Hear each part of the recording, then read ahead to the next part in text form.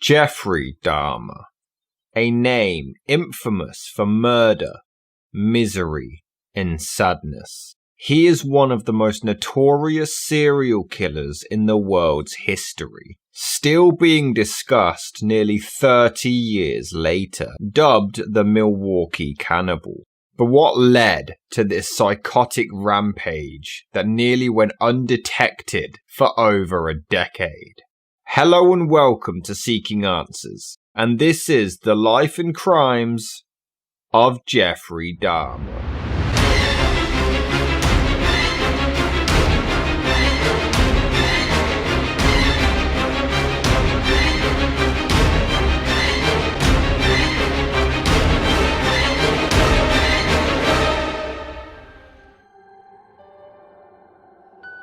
Jeffrey Lionel Dahmer was born on May 21st, 1960 in Milwaukee, Wisconsin, to teletype machine instructor Joyce Annette and Marquette University chemistry student Lionel Dahmer. As a child, Jeffrey was believed to have been neglected and deprived of a lot of attention, though others claim he was actually doted upon as an infant and toddler by both parents. Jeff was raised with all the love and care and concern that any child could be raised with, and what happened to him, I don't know. I wish I knew. I'd give anything to know. I asked the universe, why would this be allowed to happen? I don't have an answer for that. But it's worth noting that his mother Joyce would often argue with her husband and their neighbours, and was known for often being tense and hungry for attention. Jeffrey entered his first grade at school when Joyce fell ill and spent most of her time in bed, while his father Lionel was always busy with his university studies, keeping him away from home. Whenever he was around, his wife, who suffered from depression but was also diagnosed with hypochondria, would often demand his constant attention. Joyce would consistently work herself into a state of anxiety trying to please her husband, and she even attempted suicide via overdose on Equinil. Due to their busy and neglectful home life, Jeffrey received very little attention from either parent. Jeff's first grade teacher described him as inordinately shy, said that he stayed away from all the kids out here on the playground and seemed to be profoundly unhappy. Shouldn't that have set off some kind of alarm? We visited the teacher, and we became very concerned, as she did. But I thought it was just shyness, as I had gone through when I was a youngster in school. But what for you had been shyness, for him was becoming near total isolation. That's right. In retrospect, that's very true. Despite this, he was a happy and energetic child, but shortly before he turned the age of 4, he required a double hernia surgery, which severely damaged his health. Some believe that it was this operation that was a contributing factor and altered Dahmer's mental state permanently, as he was no longer that same happy and energetic child from that point on, though others believe it wasn't the case. What was he like as a young boy? Wonderful. I thought he was wonderful. Jeff was the most beautiful, darling, sweetest baby, the nicest young boy. There just were no real signs. Your dad says that somewhere around the age of 6, he thought that you began to change, that you began to withdraw, that you became much more shy. Oh yeah, that's the time I really remember noticing that things weren't quite right. So it wasn't so much innate shyness as it was wanting to withdraw from tension and arguments and problems in the house. That's how I saw it, yeah. Though it is worth noting that Joyce took a lot of medication during her entire pregnancy, which also could have been a factor. Were you prescribed medications, including morphine, barbiturates? I don't know what medications were prescribed, and I had a doctor, a physician. I took the medicine that was prescribed for me, and for the most part I was healthy. There was nothing that was out of the ordinary as far as my pregnancy was concerned. And some believe that Jeffrey showed signs of Asperger's syndrome, though this was never diagnosed. He would witness a lot of tension and frequent arguments between his parents during his early years, and as he started elementary school, he was quiet and timid. One teacher even suspected that he was being neglected due to his mother's illness, but no further investigation was done. There were times when he heard the shouting and he went outside and just left the house. I learned later that he was slapping the trees with branches and sticks, and I guess apparently out of frustration. When you think back on those times, the arguments and the possible effect, does it cause you anguish? It makes me sick. It really makes me sick. It was unnerving, depressing, made me angry sometimes. I'd leave the house, go out in the woods and sulk, brooding, wondering why they had to have such a rough relationship. Despite this, as he grew older, he did gain a small number of friends, but he was always interested in dead animals. It's believed to have started when he was just 4 years old. His father removed some animal bones from underneath the family home, and Jeffrey seemed to enjoy the sounds of the bones cracking. I noticed that Jeff had picked up these bones and just let them drop back down into the bucket. It made a clanging noise. And he seemed sort of entranced by that. He just said, as he dropped them down, it's just like fiddlesticks, he said. He soon collected large insects such as dragonflies and butterflies and kept them all in jars. But this hobby led to him collecting dead animal bodies from the road, sometimes even doing this with a friend. He would then dismember the carcasses either at home or in the nearby woods. One friend claimed that he would store the body parts in jars in the family's shed. He was just fascinated with how the bodies fit together. All I know is that I wanted to see what the insides of these animals looked like. There may have been some violence involved, some underlying subconscious feelings of violence. It was a compulsion, became a compulsion. When he was 4 and pointed to his belly button and asked what would happen if someone cut it out, was that merely an ordinary question from a child who had begun to explore his own body? Or was it a sign of something morbid already growing in his mind? When we went fishing, and he seemed captivated by the gutted fish, staring intently at the brightly colored entrails, was that a child's natural curiosity, or was it a harbinger of the horror that was later to be found in apartment 213?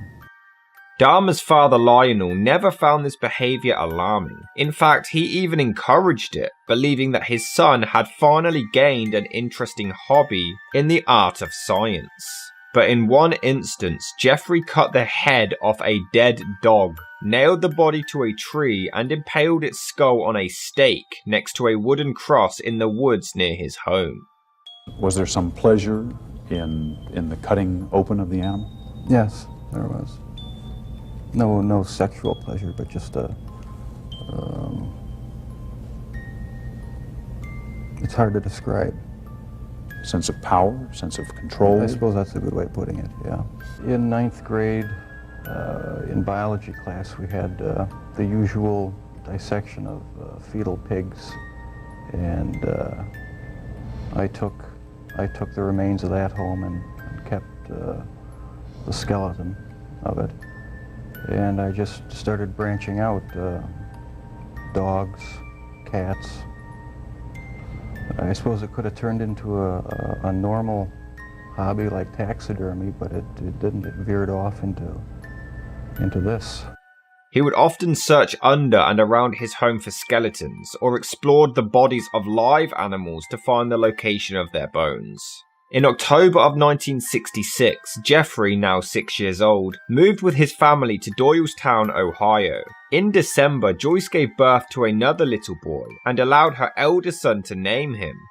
He chose to call him David Dahmer. That same year, Lionel earned his degree and began work as an analytical chemist in Akron, Ohio, which was nearby. 2 years passed before the family once again moved to Bath Township, Ohio. and 2 years later, during a chicken dinner, Jeffrey, now 10, asked his father what would happen if chicken bones were placed into bleach. Lionel didn't question his son's curiosity and found it quite endearing. He even showed him how to safely use bleach to preserve animal bones. Jeffrey would later use this technique for so many of his victims. He was fun. We did all of the normal things that people do. If I'd seen something that had been a clue of any kind, I'd like to think that I would have done something about it immediately. No, there wasn't anything unusual about Jeff. As Jeffrey Dahmer started at Revere High School, he was often seen as the outcast. He began drinking hard alcohol at the age of 14, telling classmates it was just his medicine. His friends noticed him smuggling the booze into class, even storing them in his locker. The faculty found him polite and highly intelligent, but with average grades, though he would hardly even talk to people. Jeffrey briefly participated in the high school band and was an avid tennis player, but the teachers believed his grades only failed because of his laziness and not due to lack of intelligence. One of your dad's biggest questions is when you began to slip away, when you crossed over into this world of obsession or dark fantasy from which you just couldn't return. I think it was around age 14 or 15. I started having these obsessive thoughts when I was about 15 and 16, and they got worse and worse. What were your fantasies about? They were sexual fantasies of control, power, complete dominance. They became reality. Was there pleasure in that fantasy? There was excitement, fear, pleasure, all mixed together. By the time he hit puberty, Jeffrey discovered that he was gay, though he did not inform his parents. Never understood it.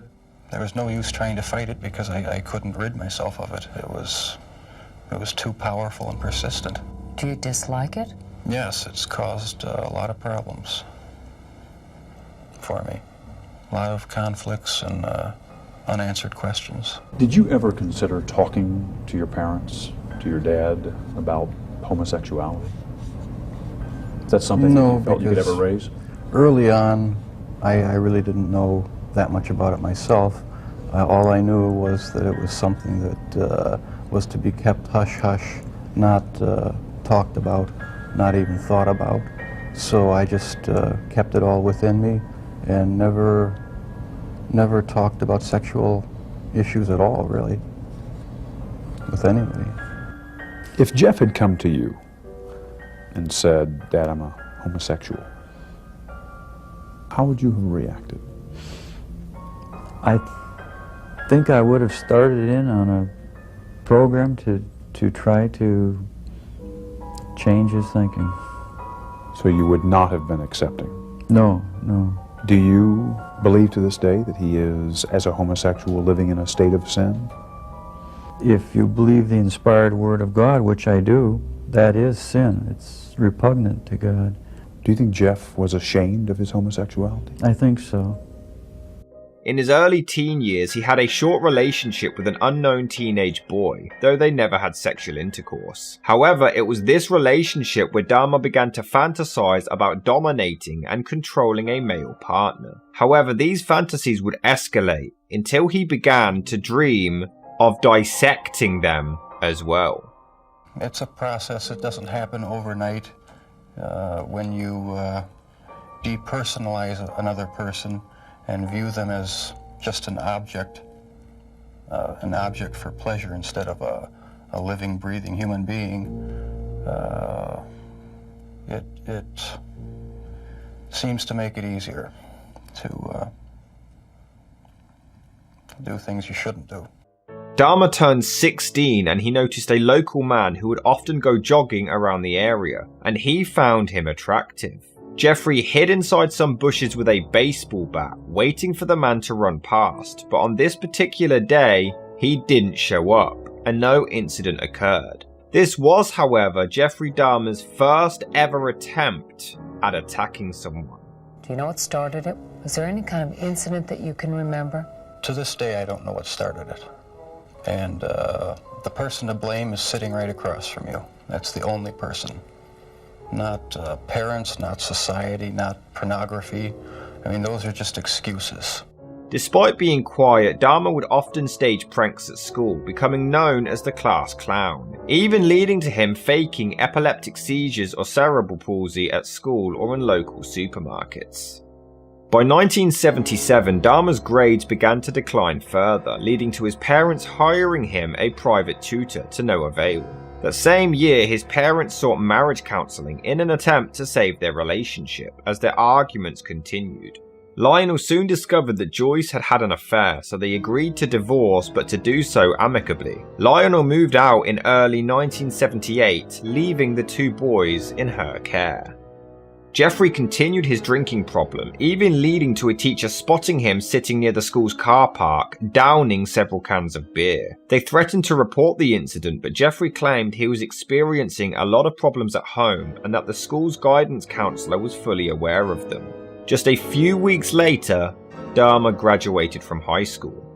That same year, Joyce moved out with her youngest son David to live with some relatives. Dahmer was now 18 and he chose to remain in the family house alone. His parents' divorce was finalized on July the 24th, 1978. 3 weeks after Jeffrey Dahmer graduated from high school, and his long rampage would begin. The first killing was not planned. I was coming back from the shopping mall back in '78. I had had fantasies about picking up a hitchhiker and taking him back to the house and having complete control and dominance over him. I never in my wildest nightmares thought that it would become a reality. He caught my eye. I drove past him, thought to myself, should I stop and pick him up or should I just keep on going? I wish I just kept on going, but I didn't. Turned around, picked him up, and that's when the nightmare became a reality. At this point, his father Lionel was temporarily living in a nearby motel, and Joyce and David were in Chippewa Falls, Wisconsin, while Jeffrey lived alone in Bath Township. On June the 18th, 1978, Jeffrey Dahmer picked up a hitchhiker by the name of Stephen Mark Hicks, who was about to turn 19. Dahmer noticed Hicks' bare chest, which gained his immediate interest, inviting him back to his place to share some drinks. Hicks was on his way to a rock concert in Lockwood Corners, but did agree to his company. They hung out for a few hours drinking and listening to music, until Hicks wanted to leave, but Dahmer didn't like that idea. I had these obsessive desires and thoughts wanting to control them, to, I don't know how to put it, possess them permanently. And that's why you killed them? Right. Not because I was angry with them, not because I hated them, but because I wanted to keep them with me. Was this about some kind of desire to keep these people with you, not to be abandoned, not to have them leave? I think that did play into it, but there was a big element of wanting complete control over someone, total control, not having to consider their wishes, being able to keep them there as long as I wanted. He bludgeoned Stephen Hicks with a 10-pound dumbbell from behind, twice as he sat in a chair. Once unconscious, Dahmer strangled him to death with the bar of the dumbbell, before stripping him naked and masturbating over the corpse. Once it happened the first time, it just seemed like it had control of my life from there on end.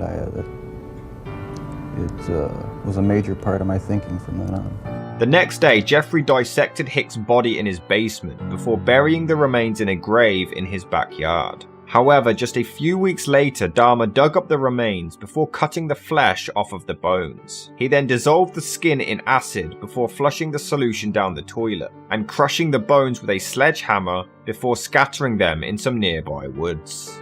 When you killed these men, afterwards, were you repulsed Were you upset? No, at the time, it was almost addictive. It was almost a surge of energy. I wouldn't have to worry about any of their needs or anything. I just had complete control of the situation. 6 weeks later, Dahmer's father Lionel and his new fiancée Sherry returned to the home to move in. They noticed a change in Jeffrey's demeanor, and Lionel even spotted his son's bedroom at one point completely covered with empty liquor bottles. What was the scene like when you came into the house and saw him? He had a dead look in his eye, and he just looked extremely sad. He was wandering aimlessly about the house. He was very uncomfortable.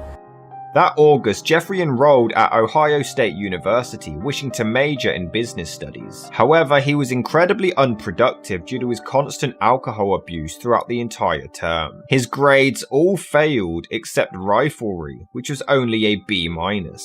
Lionel had paid for the entire year in advance, but Jeffrey dropped out after just 3 months. In January, his father managed to convince Jeffrey to enlist in the United States Army, where he trained as a medical specialist in San Antonio, Texas. On July the 13th, he was stationed in Baumholder, West Germany as a combat medic, and he was described as a somewhat decent soldier. What happened to you in the 9 years in between that you were able to stop, that you were able to control yourself? It just wasn't an opportunity to fully express what I wanted to do. There was just not the physical opportunity to do it then. However, years later, 2 soldiers came out to claim that Dahmer raped them during his time there. One, claiming to have been Dahmer's roommate, stated that Jeffrey raped him frequently over the course of 17 months, while the other claims Dahmer drugged and raped him inside an armoured personnel carrier. Allegedly, Dahmer would even consume alcohol in the barracks and, in a drunken state, would confess to the soldiers that he murdered the guy in Ohio. But nobody took him seriously, and nobody reported it. No one had a clue as to what was happening for over a decade. As Jeffrey continued to abuse alcohol, his performance deteriorated, and in March of 1981, he was deemed unsuitable for the military and was discharged from the army. On March the 24th, Dahmer was sent to Fort Jackson, South Carolina for debriefing and was given a plane ticket to travel anywhere in the entire country. However, he couldn't bear to face his father after failing him, and instead headed to Miami Beach, Florida. He managed to get a job at a delicatessen and rented a room in a motel, but most of his wages were spent on alcohol, and he was soon evicted after failing to pay the rent. He began to spend his evenings on the beach as he continued to work at the delicatessen, but he did end up gaining the courage to phone up his father and asked to return to their home in Ohio. In September, he returned to live with his father and stepmother, helping with the chores while he looked for further employment. He continued to drink, and just 2 weeks after coming home, he was arrested for drunk and disorderly conduct, being fined for $60 and given a suspended 10-day jail sentence. Lionel tried his best to get his son clean off the alcohol, but all attempts failed. In December, Lionel and Sherry sent Jeffrey to live with his grandmother in West Allis, Wisconsin. His grandmother is the only family member who Jeffrey would ever talk about with any kind of affection. The family hoped that her influence, as well as a change of scenery, might help Jeffrey clear his head and get off the alcohol. At first, it went well. He went with his grandmother to church, he did all the chores, sought employment, and followed all of her rules. But he continued to frequently drink and smoke. In early 1982, he did manage to get a job as a phlebotomist at the Milwaukee Blood Plasma Center. He managed to hold this job for 10 months before being laid off. For the 2 years that followed, Dahmer remained unemployed and solely relied on his grandmother to financially support him. On August 7, 1982, not long before losing his job, Jeffrey Dahmer visited Wisconsin State Fair Park and exposed himself to a crowd of 25 women and children, being arrested for indecent exposure and fined $50 plus court costs. In January of 1985, Dahmer finally managed to get a job as a mixer at the Milwaukee Ambrosia Chocolate Factory, working 11 p.m. until 7 a.m. 6 nights a week, only having Saturday evenings off. Not long after getting the job, Dahmer was in the West Allis Public Library when another man threw a note at him, offering him oral sex. Dahmer didn't respond, but it did reignite the dominant fantasies he had as a teenager, leading to Dahmer frequently visiting Milwaukee's gay bars, gay bathhouses, and bookstores. He even stole a male mannequin from a store and used it for sexual stimulation, until his grandmother discovered it in his closet and demanded he get rid of it. By late 1985, Dahmer was regularly visiting bathhouses, which he found relaxing, but as he hooked up with men, he found it frustrating that they were moving during sex. He viewed them as objects of pleasure and not people. So as of June 1986, he began putting sleeping pills into drinks for his partners, and then raping their unconscious bodies. However, due to his suspicious behaviour, his membership was revoked and he was soon banned from the bathhouses, resorting to him visiting hotel rooms thereafter instead. Not long after, Dahmer read a newspaper about an 18-year-old man's funeral, which gave him the idea to dig up the corpse and take it home. He allegedly tried to do this, but the soil was far too hard to dig up, and he quickly abandoned the plan. In August, Jeffrey Dahmer masturbated in front of two 12-year-old boys at the Kinnickinnic River and was arrested. Originally, he confessed to the crime and was again charged for indecent exposure, but then changed his story and claimed that he was just urinating and didn't realise the two children were there. Due to this change of story, his charge was altered to disorderly conduct, and on March the 10th, 1987, he was sentenced to 1 year probation and was forced to go to counselling. On November the 20th, 1987, Jeffrey Dahmer still lived with his grandmother, but he met a 25-year-old man named Stephen Toomey at a bar and invited him back to his room at the Ambassador Hotel in Milwaukee. I was just planning on drugging him and spending the night with him. I had no intention of hurting him. When I woke up in the morning, he had a broken rib here. I was heavily bruised. My forearms were bruised, and his chest was bruised, and blood was coming out of his mouth. He was hanging over the side of the bed. Apparently I had beaten him to death with my fists. And you have no memory I of it? have no memory of it. But that's what started the whole spree all over again. I have no memory of beating him to death, but I must have. And that's when it all started again. And once it started again, you found it impossible to stop. Right, that's when the obsession went into full swing. Jeffrey couldn't believe that this had happened. Dahmer shoved Toomey's body into a large suitcase to transport it to his grandmother's home. A week later, he severed the head, arms and legs before cutting the bones out from the body, and then cutting the flesh into small enough pieces to handle. He then placed the skin inside plastic bags, wrapped the bones inside a sheet, and pounded them into splinters with a sledgehammer. This entire process took around 2 hours, and then he simply disposed of all of Toomey's remains in the trash. All except for his head. As my obsession grew,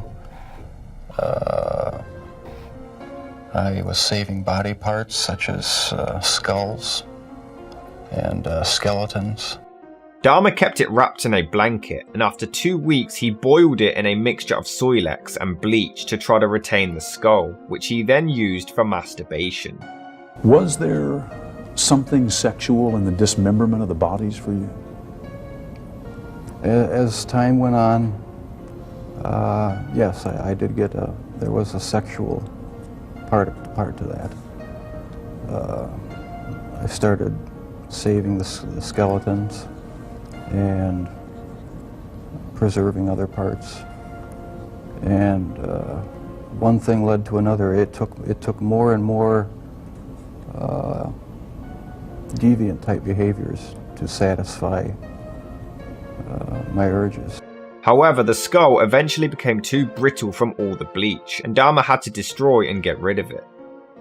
It's believed that Dahmer just didn't remember this incident as he was intoxicated during the attack, though others believe it was split personality disorder. After the death of Toomey, Dahmer became addicted and actively sought out victims near gay bars, which he would then lure back to his grandmother's house. 2 months later, Dahmer met a 14-year-old Native American prostitute named James Doxtader. He offered him $50 to pose for nude pictures at his home. Once there, they exchanged in sexual activity before Dahmer drugged him and strangled him in the cellar. He left the body there for an entire week before dismembering it the same way he did to Toomey. He once again disposed of the remains but boiled and kept the skull, though he had the same results and had to eventually destroy and get rid of it. I'd go to the nightclubs, drink, watch the striptease shows, and if I didn't meet anyone at the bars, I'd go to the bath clubs and meet someone there, offer them money, and we'd go back to the apartment, have a few drinks. I'd have the sleeping pill mixture already prepared. Person would drink it, fall asleep, and that's when they would be strangled.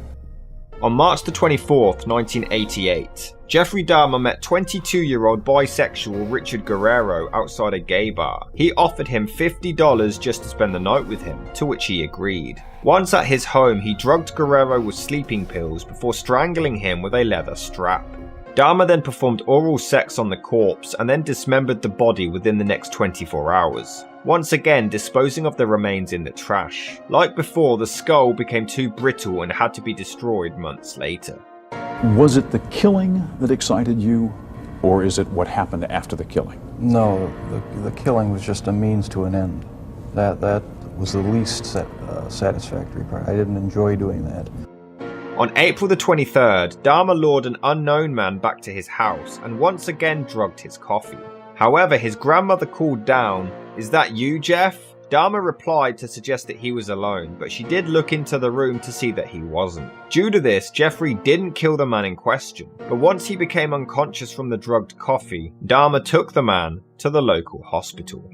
In September, Jeffrey's grandmother finally asked him to move out due to him always bringing young men back to her house, as well as bizarre foul smells coming from the basement and the garage. It didn't take long for Jeffrey to land on his feet, however, finding his own apartment on North 25th Street, and he moved in on September the 25th. Just the next day, Jeffrey lured 13-year-old Kazan Synthesophone back to his home, asking him to pose for nude photographs, which is when he sexually assaulted him.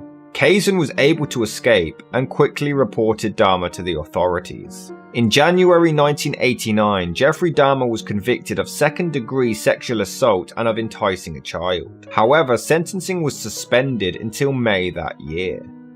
On March the 20th, Dahmer had a 10-day Easter absence from work, which is when he moved back in with his grandmother. During this time, as he awaited his sentencing, on March the 25th, he met 24-year-old model Anthony Sears at a gay bar. Dahmer wasn't particularly looking for a crime, but he claimed that Sears began talking to him, so he lured him back to his grandmother's home. They performed oral sex on one another before Dahmer drugged and strangled him. The next morning, he placed the body in his grandmother's bathtub where he decapitated the corpse and then skinned the body. He stripped the flesh and destroyed the bones, which he again got rid of in the trash. Dahmer admitted he found Sears incredibly attractive and he was the first victim where he kept the remains, preserving his head and genitalia, storing them in acetone, an organic compound, keeping them in his work locker.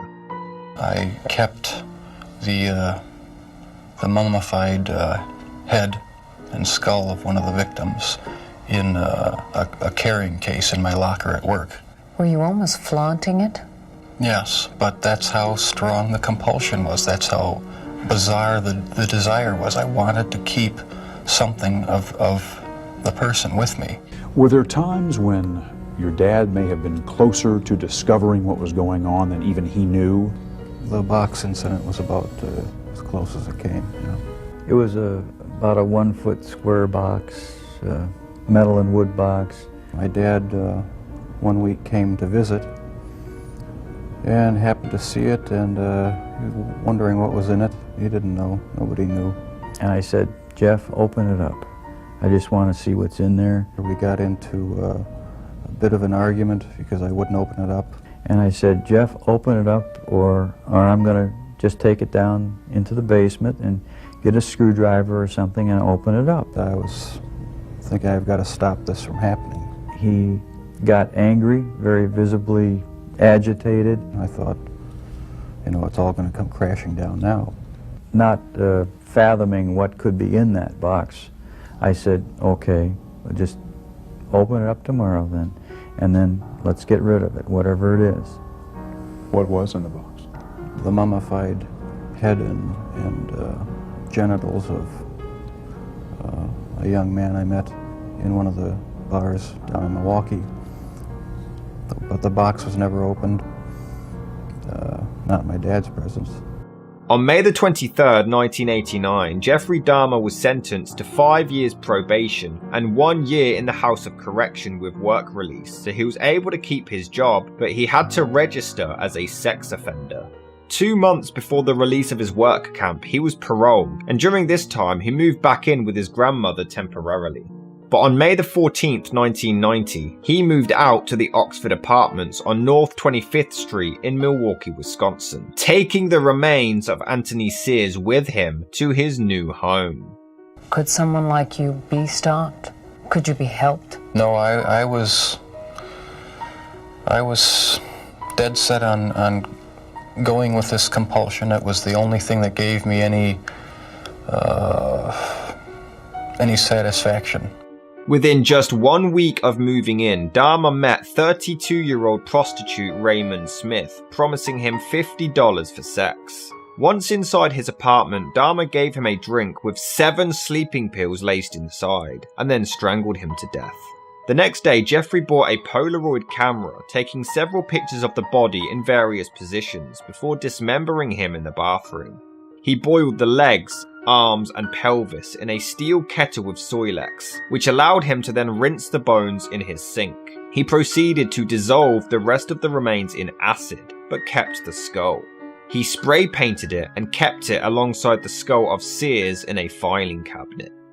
Why did you photograph them? It was my way of remembering their appearance, their physical beauty. If I couldn't keep them there with me whole, at least I felt that I could keep their skeletons. On May the 27th, Dahmer lured an unknown man back to his apartment, but on this occasion, Jeffrey accidentally drank the wrong drink and consumed the drugged one, passing out himself. Once waking up the next day, he realized the survivor had stolen several items of clothing, $300 and a watch. Dahmer chose to not report this incident to the police, though he did inform his probation officer that he had been robbed. In June, Dahmer lured a 27-year-old acquaintance of his by the name of Edward Smith to his apartment, where he drugged and strangled him to death. Edward was a known associate of Dahmer, and the reason for the sudden murder is unknown. For a change of routine, however, Jeffrey decided to place Smith's entire skeleton in the freezer for several months, hoping to retain the moisture, but this failed, and he would dissolve the remains in acid months later. He did intend to keep the skull as usual, but he placed it in his oven to dry, and it ended up exploding. Dahmer felt awful about this death, as he was unable to keep any body parts as a trophy for the murder. There was no time when you would see them and say, "This is grotesque. What have I done?" There were times, but the compulsive obsession with doing what I was doing overpowered any feelings of revulsion. Doing what I did was my way of feeling in complete control, at least for that situation. Creating my own little world where I had the final say, where I could completely control a person that I found physically attractive, and keep them with me as long as possible, even if it meant just keeping a part of them.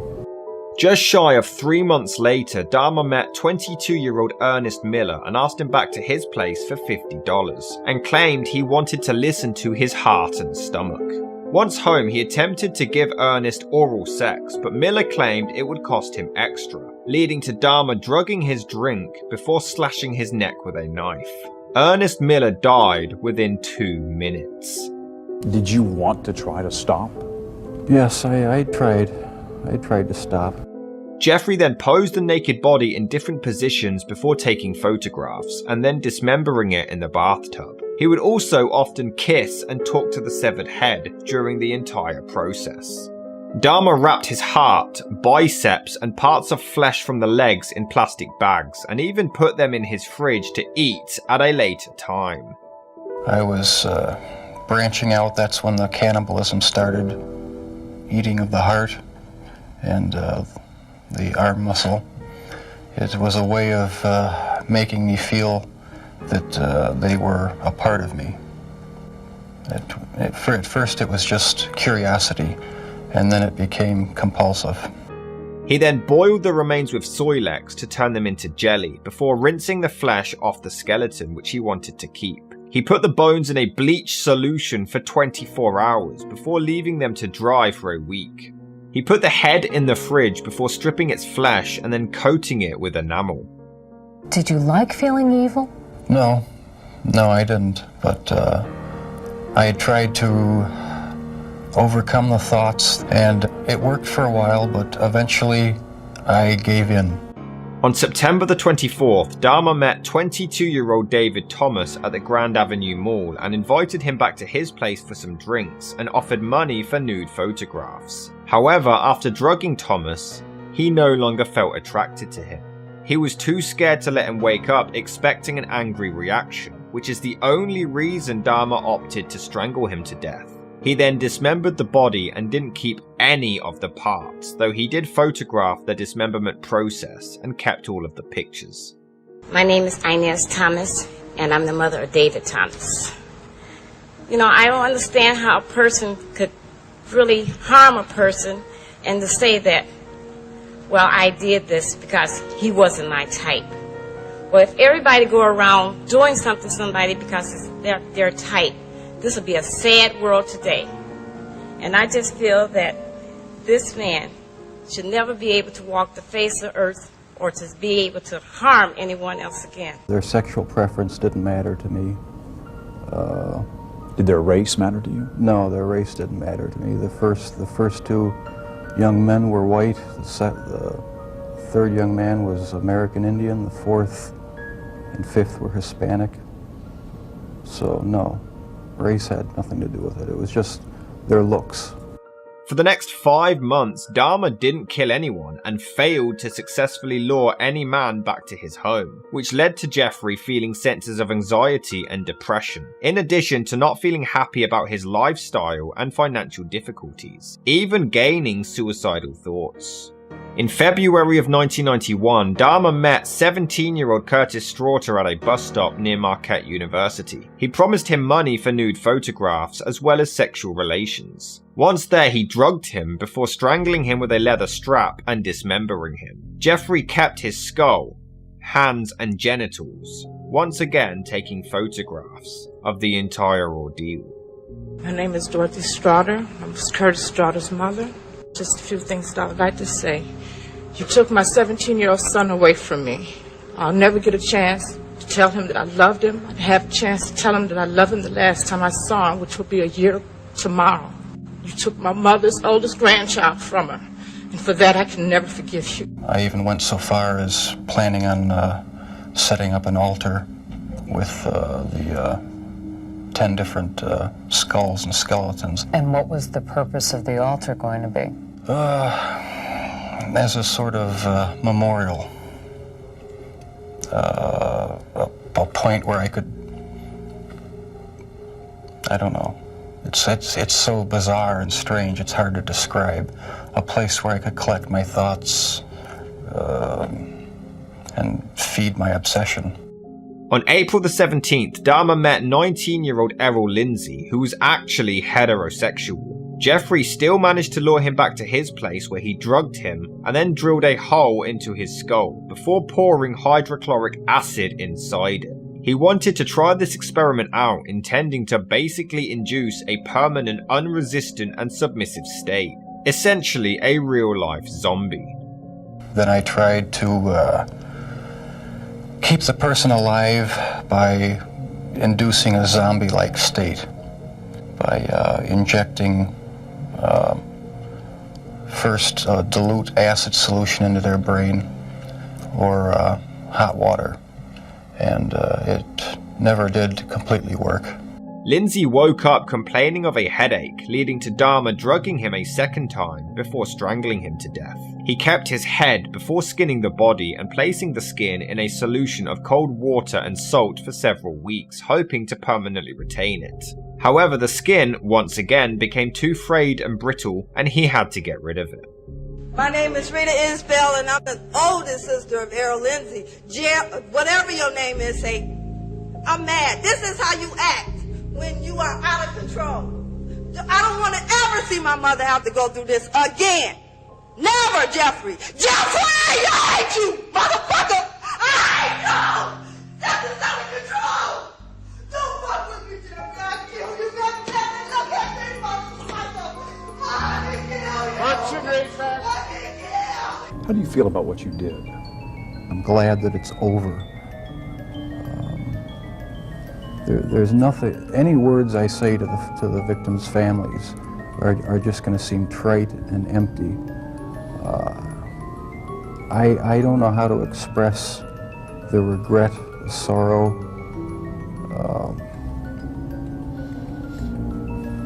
that I feel for what I've done for their sons. I can't find the right words.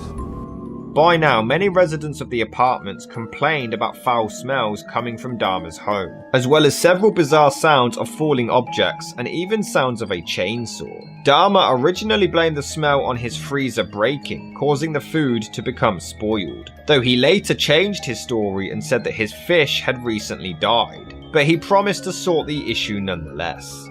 On May the 24th, Jeffrey met 31-year-old Tony Hughes and promised him money in exchange for nude photographs. Hughes was deaf and mute, so the two communicated with handwritten notes. Dahmer drugged and strangled him on his bedroom floor. My name is Shirley Hughes, and I'm Tony Anthony Hughes' mother. I would like to say to Jeffrey Dahmer that he don't know the pain, the hurt, the loss, and the mental state that he had put our family in.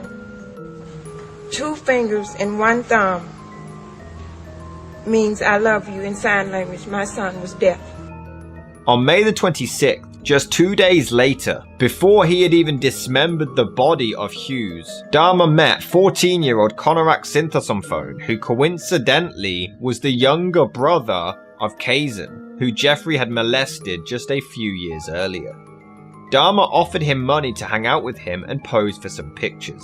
Originally he was reluctant, but then changed his mind, posing in his underwear, before Dahmer drugged him and performed oral sex whilst he was unconscious. Jeffrey then drilled into his skull before injecting hydrochloric acid. Before he fell unconscious, Dahmer had led the boy into his room, where the corpse of Tony Hughes still resided. Dahmer believes that Konorak saw the body but didn't react, probably due to the sleeping pills. Once unconscious, Dahmer drank several beers next to the body before leaving the apartment to drink at a bar and buying more alcohol. During his absence, Konorak awoken and left the apartment but was dazed from the acid injected into his brain. He was naked, drugged, and bleeding from the rectum.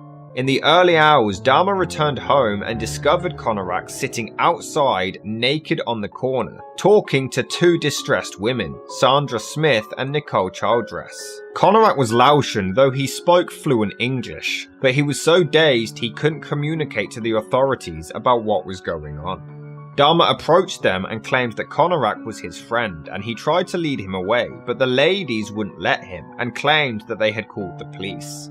Once the officers showed up, John Balsazak and Joseph Gabrish found Dahmer genuine and completely relaxed. Jeffrey claimed that Konorak was his 19-year-old boyfriend and that he had drunk too much after they had an argument, and he often acted erratic once intoxicated. The women tried to intervene and even pointed out that Konorak was bleeding from his buttocks and that he was struggling whenever Dahmer tried to lead him away, but the officers told them to back off, to not interfere, and to shut up.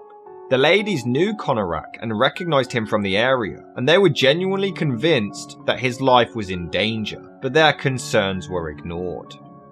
The police simply covered Konorak with a towel and walked him back to Dahmer's apartment. Jeffrey showed them the underwear photos to prove that they were in a relationship. The officers did notice a strange smell coming from inside Dahmer's apartment, and one of them did poke their head in to look around the room, but didn't choose to have a proper search.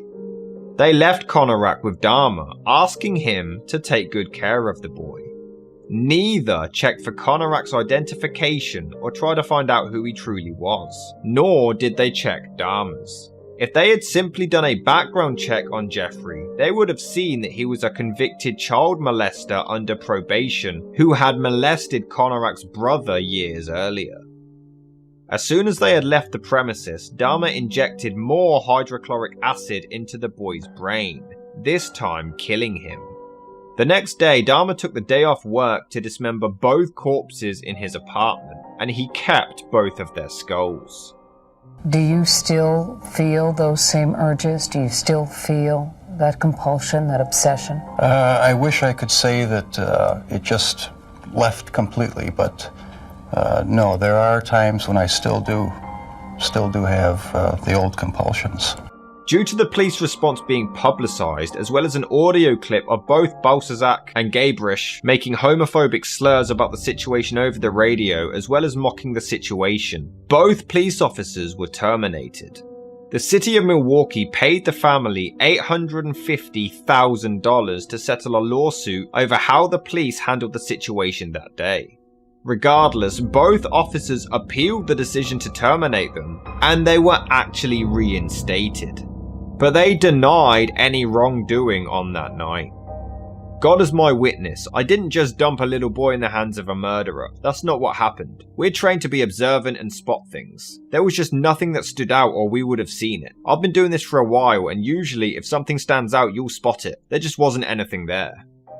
Some believe they only left the foreign boy with the white Jeffrey Dahmer because of the colour of their skins. Especially because the women who found the boy were black, and the officers were white, though they both wholeheartedly deny this being a racial issue. 10 of your 17 victims were black. Were they racially motivated? It was crimes? not racially motivated. It was not sexual preference. It was just to find an obsession with the best-looking young man I could find.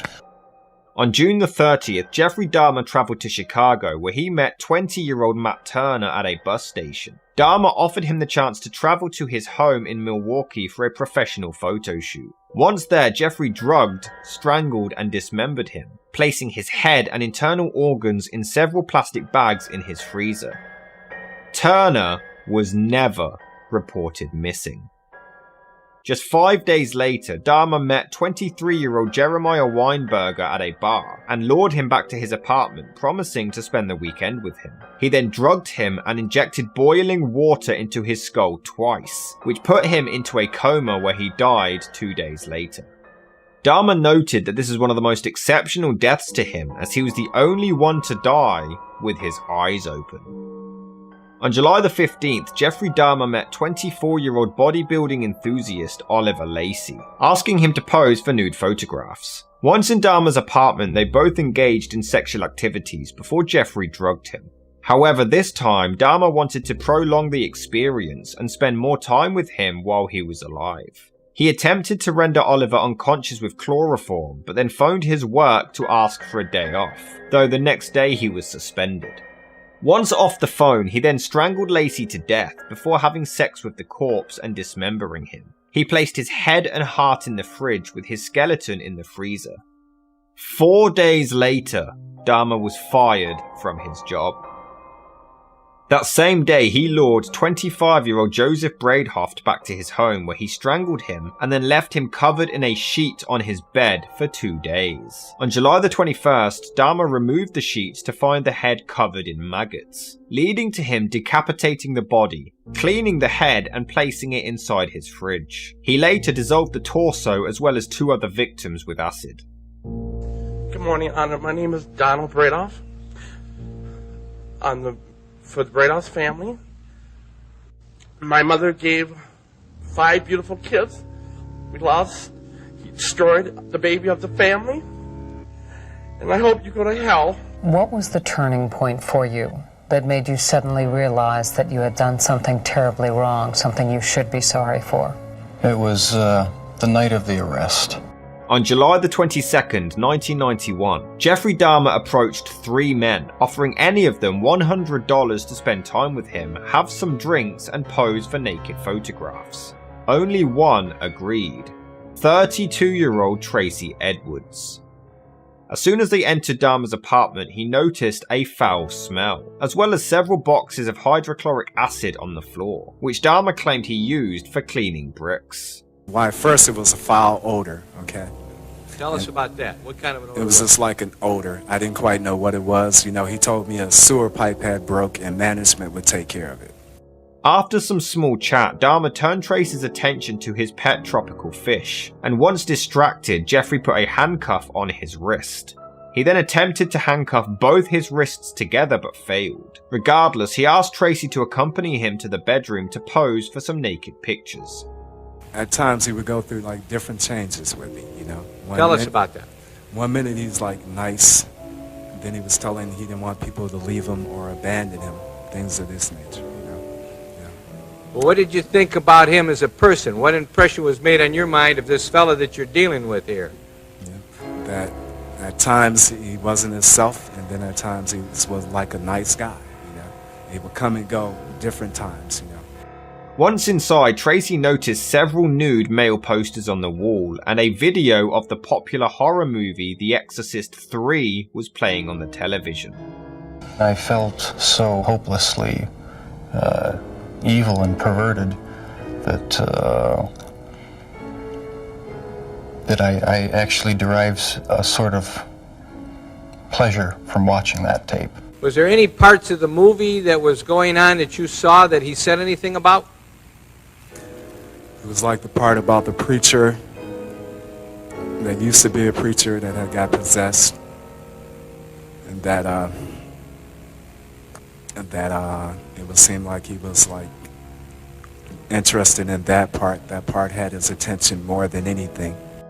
There was also a blue 57-gallon drum in the corner, which had a strong smell emanating from it. At this point, Dahmer pulled out a knife and said he wanted to take naked pictures of Tracy. Edwards didn't want to upset him, so he unbuttoned his shirt and promised to let him do so if he removed the handcuff and put the knife away.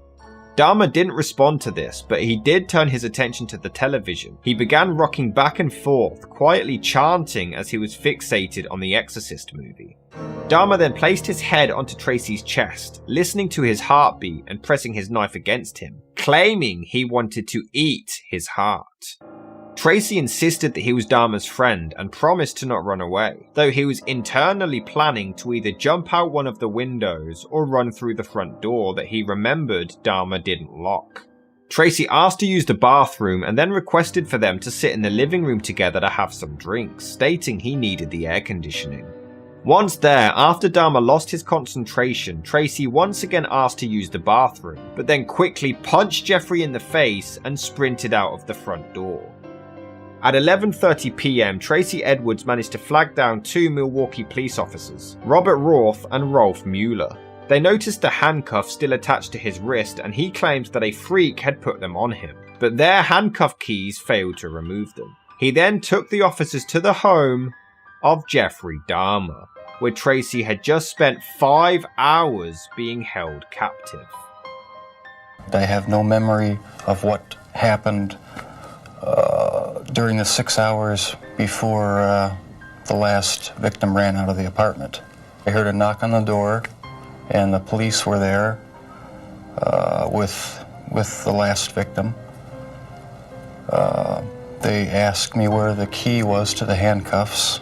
My mind was in a haze. I sort of pointed to the bedroom, and that's where they found the pictures. And they yelled, "Cuff him."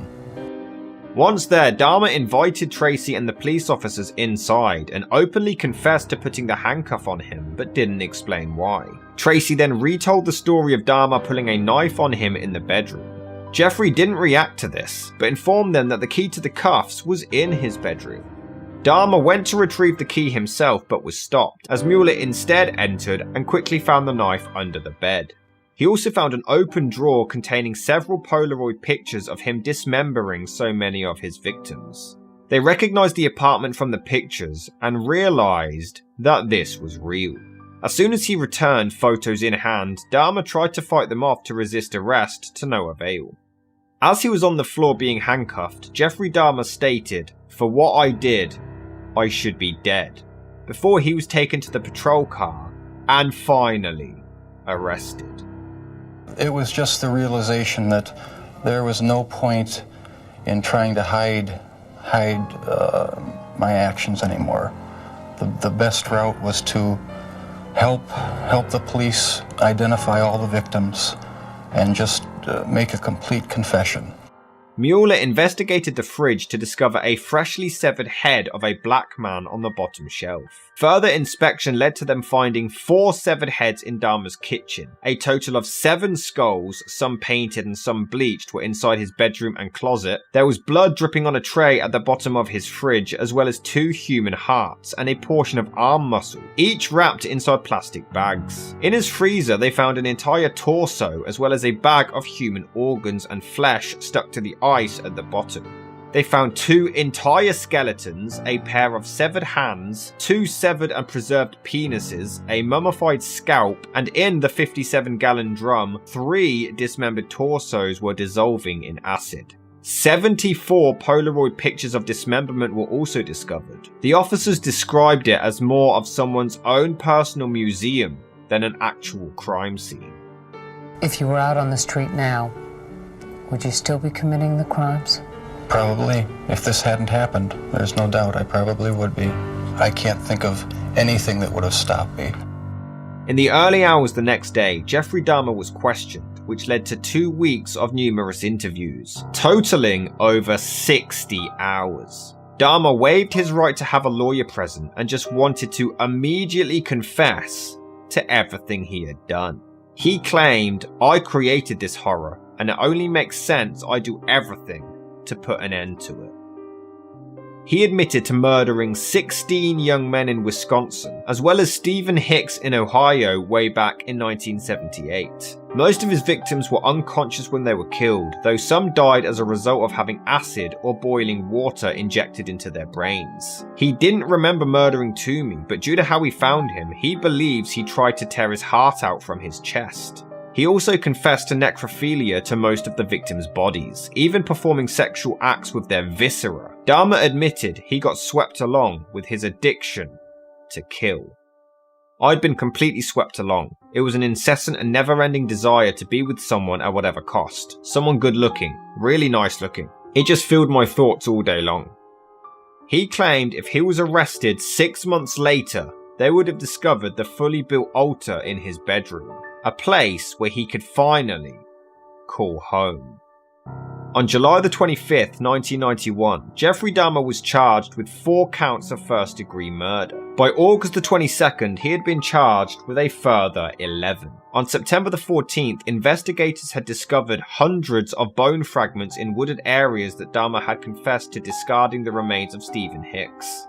3 days later, he was also charged with that murder.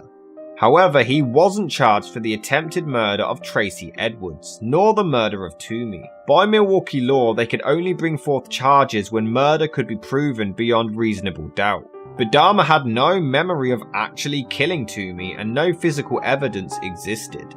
On January the 13th, 1992, Jeffrey Dahmer pled guilty, but insane, to 15 counts of murder.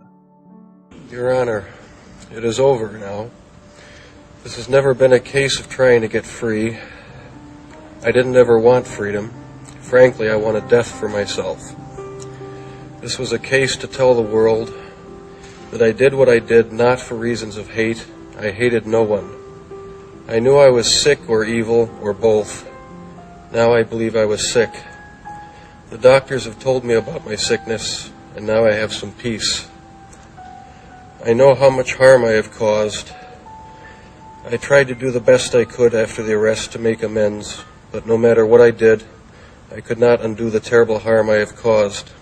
I feel so bad for what I did to those poor families, and I understand their rightful hate. I decided to go through this trial for a number of reasons. One of the reasons was to let the world know that these were not hate crimes. I wanted the world in Milwaukee, which I deeply hurt, to know the truth of what I did. I didn't want unanswered questions. All the questions have now been answered. I wanted to find out just what it was that caused me to be so bad and evil. But most of all, Mr. Boyle and I decided that maybe there was a way for us to tell the world that if there are people out there with these disorders, maybe they can get some help before they end up being hurt or hurting someone. I think the trial did that. It's also worth noting that Jeffrey Dahmer would deliberately never wear his glasses in court just so he couldn't see the faces of his victims or their families. During his trial, which began on January the 30th, 1992, it was highly debated whether or not Dahmer was mentally ill or had a personality disorder. The prosecution claimed that even if he had a disorder, it would not rid Jeffrey of the ability to differentiate between right and wrong. Though others believe he had a mental disease where he was driven by obsessions and impulses that he was genuinely unable to control. The fact that he performed necrophilia led people to believe that he was clinically insane. Many professors of psychology backed up this theory, including Dr. Fred Berlin and Dr. Judith Becker. It's believed he even had borderline personality disorder, schizotypal personality disorder, alcohol dependence, or a psychotic disorder. However, the theory that Dahmer was insane was rejected, arguing that he still drugged and had sex with living people. Others also argued that his murders were carefully calculated, and he had to have been of sound mind, especially since he only attacked people when he was alone and devoid of any witnesses. Furthermore, he often relied on alcohol, which he wouldn't have needed to if he was clinically insane. Eventually, after much deliberation, on February the 15th, 1992, Dahmer was ruled to have been completely sane. For the first 2 counts of murder, he was sentenced to life imprisonment plus 10 years, with the remaining 13 counts carrying a mandatory sentence of life imprisonment plus 70 years. The death penalty was not given as the state of Wisconsin had abolished this back in 1853, but in total, Jeffrey Dahmer was sentenced to 999 years in prison. After hearing the sentence, Lionel and his wife Sherry wanted to speak with their son privately. They exchanged hugs and well wishes, though it's uncertain what was exactly said, before Jeffrey Dahmer was escorted away. When you were a teenager, you had dreams of committing murder yourself? Almost always after I was either physically or in some other way harassed by bullies, I would wake up, say, the next morning, and I would have this feeling that I had hurt someone, that I had maybe hurt them badly, that I had killed them. 3 months later, on May the 1st, Dahmer was taken to Ohio to be tried for the murder of Stephen Hicks, where he again pled guilty and was sentenced to a 16th term of life imprisonment. Jeffrey Dahmer was transferred to the Columbia Correctional Institution. For his first year, he was placed in solitary confinement in fear that other inmates would harm him, or worse, or vice versa. After a year had passed, Dahmer gave his consent and they transferred him to a less secure unit, where he was even given a 2-hour daily work routine cleaning the toilets. Around this time, Dahmer had converted to Christianity and became a born-again Christian. He also started reading creationist books at the request of his father. In May of 1994, Jeffrey was baptized by minister Roy Ratcliffe, who had become a frequent visitor. Dahmer questioned Ratcliffe whether he was sinning against God simply by living. If a person doesn't think that there is a God to be accountable to, then what's the point of trying to modify your behaviour to keep it within acceptable ranges? That's how I thought anyway. In July of 1994, another inmate, Osvaldo DeRuthi, tried to slash Dahmer's throat with a razor that was embedded in a toothbrush as Jeffrey returned to his cell after his weekly church service. Dahmer received some wounds but wasn't seriously hurt. According to many witnesses, including Jeffrey's own family, he was ready to die and had been for a while. He happily endured any punishment in prison because he knew that he deserved it. All three of his parents always remained in full contact with their son at this point, even though Dahmer hadn't seen his mother since Christmas of 1983 beforehand. Your dad has wondered about all kinds of things, from the medication that your mom was on during her pregnancy, to the fact that you were exposed to violent arguments in the home from an early age and continuing, to the possibility that he might have passed on some genetic propensity for obsession or violent behavior. Does any of that ring true to you? I can see why he'd wonder about those things, but as far as I'm concerned, they're all excuses. I feel it's wrong for people who commit crimes to try to shift the blame onto somebody else, onto their parents or onto their upbringing or living circumstances. I think that's just a cop-out. I take full responsibility. Dahmer even told his mum during this time he doesn't care if he gets abused or killed, because he said it just didn't matter anymore. On the morning of November the 28th, 1994, Jeffrey Dahmer left his cell to check his usual assigned work routine. He went with two inmates, Jesse Anderson and Christopher Scarver, but the trio were left unsupervised in the showers of the gym for only around 20 minutes. At 8:10 AM, Jeffrey Dahmer was discovered on the floor with extreme head and facial wounds, having been bludgeoned with a metal bar. His head had also been struck against the wall several times. Dahmer was still alive but was rushed to hospital, though he died an hour later. Jesse Anderson had also been beaten and also passed away just 2 days on. Christopher Scarver was serving a life sentence after committing murder in 1990, and he claimed he attacked Dahmer as he was cleaning a staff locker room before turning on Anderson. He stated Jeffrey Dahmer didn't even yell or make any sounds during the attack. Afterwards, he casually went back to his cell and informed a prison guard that God told him to do it. He claims he didn't plan the attack, though he later admitted he hid a 20-inch iron bar in his clothing shortly before killing them. He later claimed that he attacked them because they had both poked him in the back as they were working, and then proceeded to laugh at him. He claimed he approached Dahmer with a newspaper about his killings and asked if they were true, but Jeffrey was fairly unresponsive, making him even angrier. He claimed that Dahmer often upset other inmates by shaping his food like severed limbs and using ketchup to imitate blood. He claimed prison staff knew he hated Dahmer and deliberately left them alone, hoping he would kill him.